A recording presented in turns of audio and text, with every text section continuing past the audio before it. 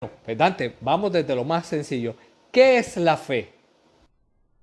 Bien, la fe es una virtud teologal, es decir, es una virtud que no surge de nosotros los seres humanos, es una virtud que nos viene dada por Dios.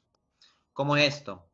Hay unas virtudes que son las virtudes humanas, la prudencia, la templanza y cosas así, que se pueden encontrar en tratados de ética de filósofos no cristianos como por ejemplo Aristóteles. Es decir, el hombre con sus solas fuerzas naturales puede llegar a desarrollar ciertas virtudes.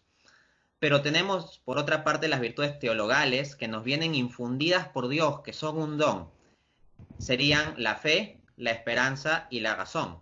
En el caso de la fe, que es la que nos abre a las otras dos, pues nos encontramos una buena definición en Hebreos 11.1, donde el apóstol Pablo nos dice lo siguiente, que la fe es la certeza de lo que se espera, ¿no? Es la seguridad de lo que no se ve.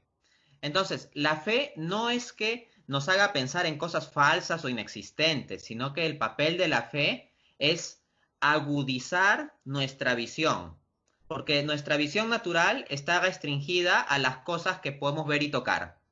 Y pensamos fundamentalmente en términos de las cosas que podemos ver y tocar. Pero la realidad en sí misma no se reduce a eso, sino que es más amplia. Sin embargo, los seres humanos, como tenemos un intelecto limitado, pues no podemos llegar a conocer tanto las cosas sobrenaturales. Con las mismas cosas naturales, nosotros tenemos dificultad para conocer. Piénsese, por ejemplo, en la física cuántica, los misterios del origen del universo, ciertas cuestiones de química o de biología, o incluso las dificultades que uno tiene en el colegio con las matemáticas. Entonces, vemos que nosotros como seres humanos, respecto a las meras cosas naturales, ya tenemos limitaciones para conocerlas. ¿Cuánto más no tendremos limitación respecto a las cosas sobrenaturales? En consecuencia, Dios da un don especial para que nosotros podamos acceder al conocimiento personal, certero, seguro de las cosas sobrenaturales. Y ese don es lo que llamamos fe. Perfecto, Dante, muchas gracias por esa aportación. Entonces, pues ahora vamos al otro lado de la moneda, Dante. Entonces, ¿qué es la razón? La razón es una facultad del alma humana. Santo Tomás de Aquino distinguía tres niveles de alma, siguiendo el esquema aristotélico. Alma vegetativa, la propia de las plantas, que es un principio de vida básica.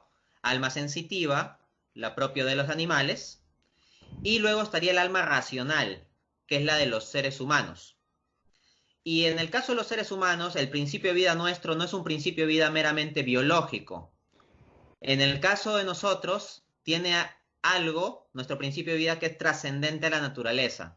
Aquí lo que debe entenderse es que la palabra alma viene del latín anima, que significa principio de vida. Entonces, desde esa perspectiva, se dice que los seres vivos tienen alma. Pero del que se afirma que tiene un alma espiritual, orientada a lo sobrenatural, orientada hacia lo trascendente, es del ser humano. En ese sentido se dice que el ser humano tiene espíritu o alma espiritual. Y esto lo es en función de las potencias propias del alma humana y que no están en los animales, intelecto y voluntad. Entonces, en el caso del intelecto, este opera en términos de la razón, o puede también llamarse razón. La razón, por lo tanto, sería la facultad del alma humana que le permite entender las cosas de la realidad a un nivel más allá de lo meramente sensitivo. ¿A qué me refiero con lo meramente sensitivo? Si, por ejemplo, yo meto mi dedo a un tomacorriente y me electrocuto y eso me duele en mi sensación, en mi cuerpo, yo entiendo que no debo hacerlo. Pero preguntas como, ¿cuál es la naturaleza de la electricidad? ¿Cómo funciona la electricidad? ¿Qué puedo yo fabricar con electricidad? ¿Cuál es la estructura matemática detrás de los movimientos de las estructuras eléctricas? Esas cuestiones ya no son meramente sensitivas, sino que van a un nivel de cierta abstracción. Eso es la razón, o sea, nuestra facultad de conocer las cosas a un nivel que no se queda meramente en lo sensitivo.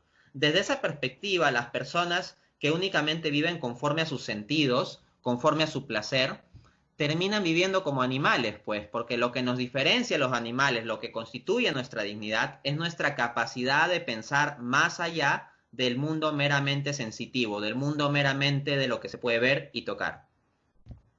Wow.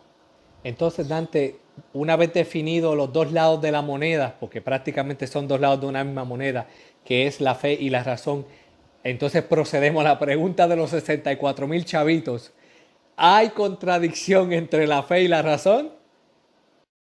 No hay contradicción alguna entre fe y razón.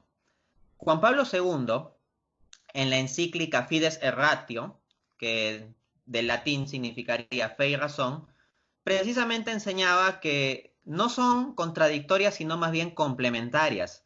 De hecho, Juan Pablo II comparaba la fe y la razón como dos alas con las cuales el alma humana se alza en vuelo hacia el conocimiento de la verdad. Entonces, un ala no estorba a la otra, se ayudan, se complementan. Entendamos, la razón natural, para utilizar los términos tomistas, fundamentalmente está orientada a conocer las cosas naturales. Nosotros con nuestra razón pues estamos principalmente enfocados a conocer cosas de la matemática, de la economía, de la geografía, de las finanzas, de la materia, etcétera. Pero como dije, hay ciertas cosas que en principio sobrepasan nuestras solas fuerzas naturales. O que incluso si pudiésemos llegar con nuestras fuerzas naturales sería un camino muy difícil. En consecuencia, se da la ayuda especial de la fe. La fe no viene, esto es clave, la fe no viene a negar la razón. La fe viene a iluminar la razón para que esté preparada y abierta a conocer cosas más grandes. El principio escolástico que se aplica aquí es que la gracia no niega la naturaleza, no destruye la naturaleza, sino que la perfecciona. En ese sentido, cuando viene la fe no te va a hacer menos inteligente. Lo que va a hacer es darle más apertura y perspectiva a tu inteligencia. De hecho, puede decirse que hace aumentar tu inteligencia porque te permite acceder a un nuevo rango de conocimiento. Entonces, la razón orientada fundamentalmente al conocimiento de las cosas naturales y la fe orientada fundamentalmente hacia el conocimiento de las cosas sobrenaturales, naturalmente se complementan, porque en el marco de la realidad que hay que conocer hay elementos naturales y elementos sobrenaturales. Por supuesto, las personas de filosofía naturalista que creen que el mundo es simplemente lo que está acá y que el mundo es simplemente materia y fin de la historia, pues consideran que la fe es algo absurdo o vacío. Sin embargo, como puedo ir mostrando más adelante, hay muchos pensadores que a partir de la reflexión de las cosas naturales se han encontrado con ciertas pistas que llevan a inferir que es algo sobrenatural. Incluso Dante, tengo entendido que los primeros filósofos llegaron a hablar de ese bien supremo en algún momento dado. En efecto, bien dices. Así, por ejemplo, Platón, con su teoría de las ideas, decía que el mundo que nosotros observamos es una especie de realidad que no es tan real, que es en cierto modo ilusoria, en cierto nivel, y que la verdadera realidad estaba en el mundo trascendente que Platón llamaba el mundo de las ideas. Y de entre el mundo de las ideas tenían jerarquía y para Platón la máxima idea es la idea de bien. Entonces, Platón llega a una noción de sumo bien que estructura el conjunto de las ideas y esas ideas serían el trasfondo de lo que daría la realidad que nosotros vemos y tocamos. En otras palabras, en la visión de Platón, los seres humanos vivimos pendientes de la realidad que podemos tocar, pero eso es engañarnos. Entonces dice Platón que hay una realidad más importante, más real que está detrás, la del mundo de las ideas. Y dentro de eso lo fundamental es la idea de bien. Así también en los filósofos estoicos puede hallarse la noción de sumo bien o de fin último.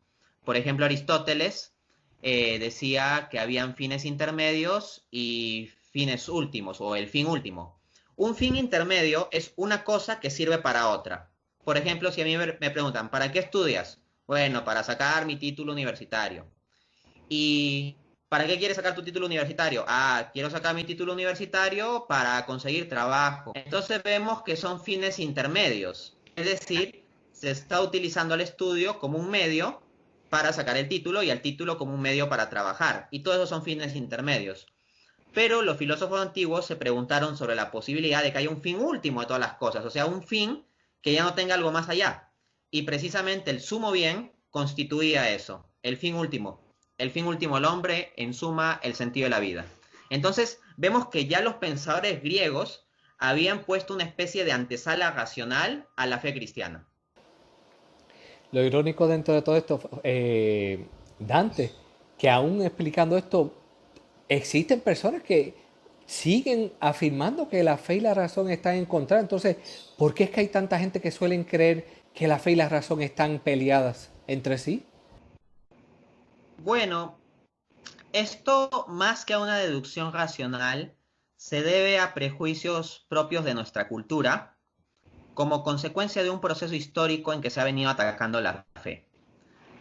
Esto nuestro de Occidente, eh, lo que constituye la fe fundamentalmente es la fe cristiana. La fe cristiana, la cristiandad, dominó culturalmente en la Edad Media. Desde esa perspectiva, lo que va a hallarse es que en la Edad Moderna, estamos hablando más o menos del siglo XV, XVI en adelante, va a comenzar a surgir un conjunto de corrientes que van a atacar la fe cristiana. Así, por ejemplo, surge el humanismo. En el siglo XVI, el humanismo va a poner al hombre en el centro y entonces el centro ya no es Dios, es el hombre. Luego viene el racionalismo de los filósofos iluministas franceses del siglo XVIII, que van a decir la religión es simplemente un cúmulo de supersticiones y más bien el hombre llega a su felicidad solo con la razón natural y con la ciencia.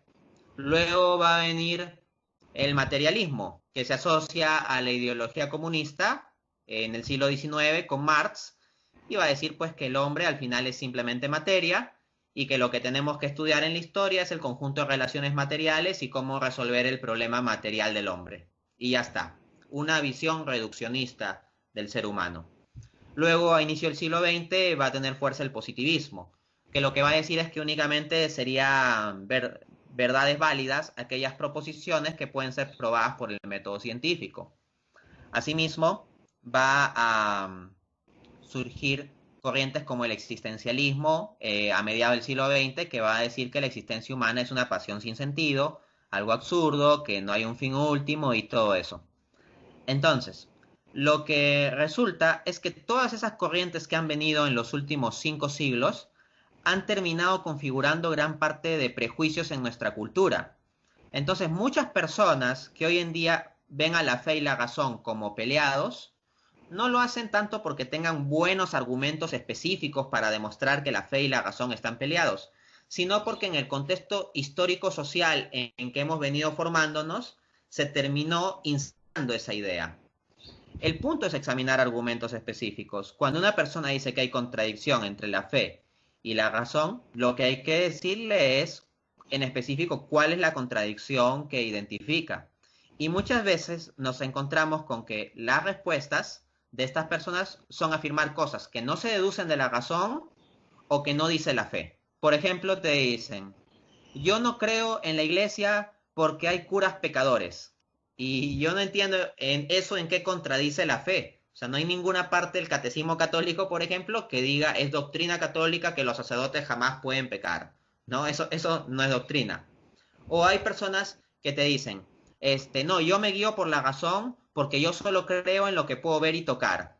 El punto es que yo le puedo preguntar, oye, ¿podrías darme una demostración racional de que únicamente existe lo que tú puedes ver y tocar? Y no tienen demostración racional. Suponen sin haberlo demostrado que únicamente existe lo que pueden ver y tocar cuando hacen esas afirmaciones simplonas, pero por lo general el tipo de personas que hablan así no tienen una demostración.